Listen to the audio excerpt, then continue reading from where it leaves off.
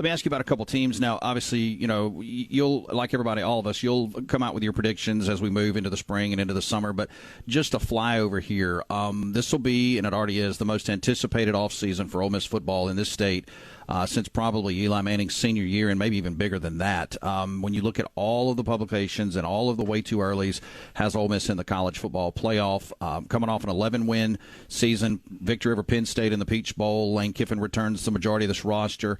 There is some churn there with obviously Quinshon Judkins headed to Ohio State. But are you in the camp of, yes, this is a very good football team Lane Kiffin has, and probably a college football playoff team?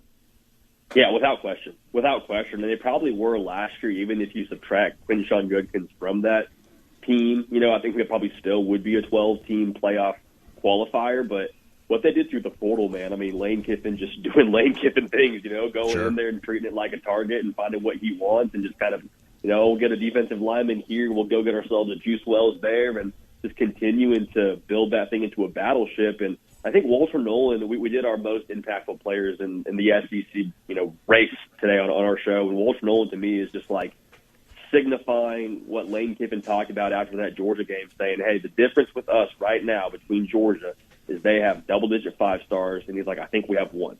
And so I'm not saying that, Ole Miss has the same level of 5-stars that Georgia does, but bringing in a guy like Walter Nolan, who for us was the number 2 player in the whole gosh darn portal, and being able to just be able to play some more ball on the line of scrimmage and, have a better showing against a team like Georgia with their offensive line and play with the Alabamas and the LSUs of the world year in and year out. Like, if you can just play ball there, I think that allows the Lane Kiffin offense to go to, in my mind, going from like the equalizer to the edge, like being what kept you in the ball game. Maybe you'll play in a shootout to like, all right, that shootout that was, 42-38 is now 42-28 because Ole Miss was able to get some more stops. So, I mean, I 1,000% believe this is a year and potentially the year for Ole Miss to really make some noise on a very, very national level. And I can't wait. I didn't even talk about Jackson Dart at all right there, but yeah, I'm really excited to watch that team. Man. I think they're going to be a lot of fun to watch this year.